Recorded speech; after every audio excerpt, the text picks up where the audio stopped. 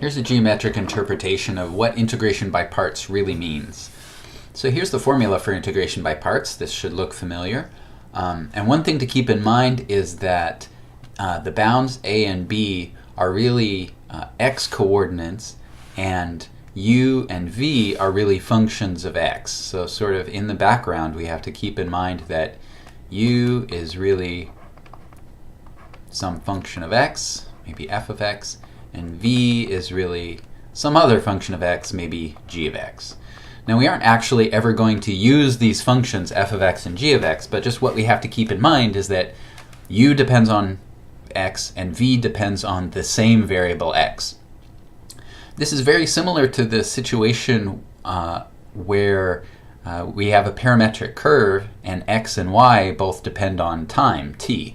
And in fact, that's actually exactly how we're going to understand what integration by parts is telling us. So u and v are both functions of x, and that means if we have a coordinate plane with coordinate axes u and v, then as x goes from a to b, this point in the uv plane moves around. So this bottom point down here is, I don't want to mess up my picture too much. Let's do this.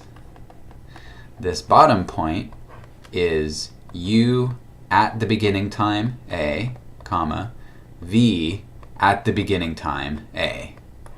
Or I guess if you wanted to use the functions f and g, you could say this is f of a, comma, g of a. By the same token, this point in the upper left is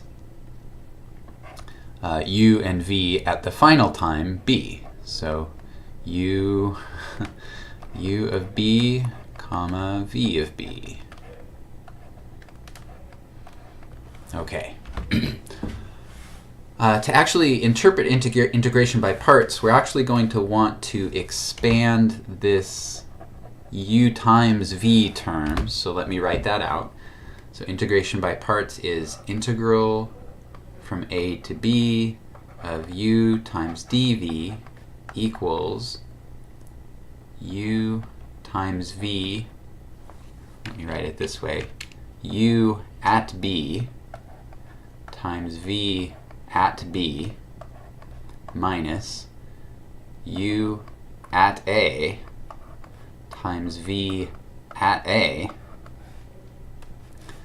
minus the integral from a to b of v du. Okay. Now what we're going to do is in each term in the formula for integration by parts, we're going to interpret that as in relation to this this graph that we have here. Let me clean this up just a little bit so this red stuff isn't in our way. Okay. So first off, the left-hand side here, the integral from a to b of u dv. So think about what this integrand u times dv is just at a single for a single x value. Well, u is the horizontal, so at a single x value we're at a single point here on the graph, like there, and u is the horizontal coordinate of that point. dv is an infinitely small increase in the v direction, and so this product, u times dv, is this infinitely short rectangle. It's a horizontal slice. When you add up all of the horizontal rectangles you get from the starting point where x is a up to the ending point at where x is b, what you get is the total area to the left of this graph. So the left-hand side of integration by parts is actually this blue area here. Okay, so now that we kind of know we're looking for areas, let's figure out what areas we have on the right-hand side. So this u at b times v at b.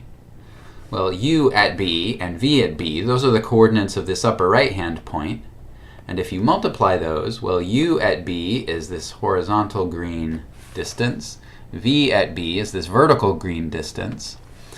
And so when you multiply those, you get the area, you get this big green area. Okay. So now we have two pieces down. The first term is this area.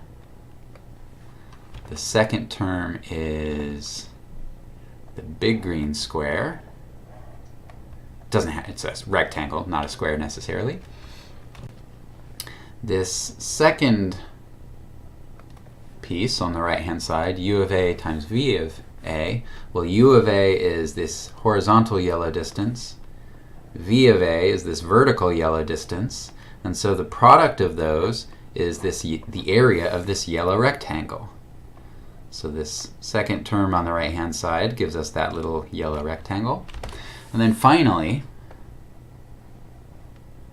the integral on the right-hand side, integral from a to b of v du, well, for a single x value between a and v, we get a point along the curve from x equals a to x equals b. So maybe this red point here. V at that x value is the vertical red distance I've drawn. And du is an infinitely small width. And so the product of v du is the area of this infinitely narrow spike. And when you add up all of the areas of the infinitely narrow spikes from x equals a to x equals b, you get the red area on the bottom. So this last term on the right-hand side is this area. And when you recognize that each of these pieces is an area, the integration by parts looks really obvious. It just says that the blue area is the big green area minus the yellow area and also minus the red area. So this diagram really fits all these pieces together in a way that makes integration by parts look obvious, even though it's not really obvious.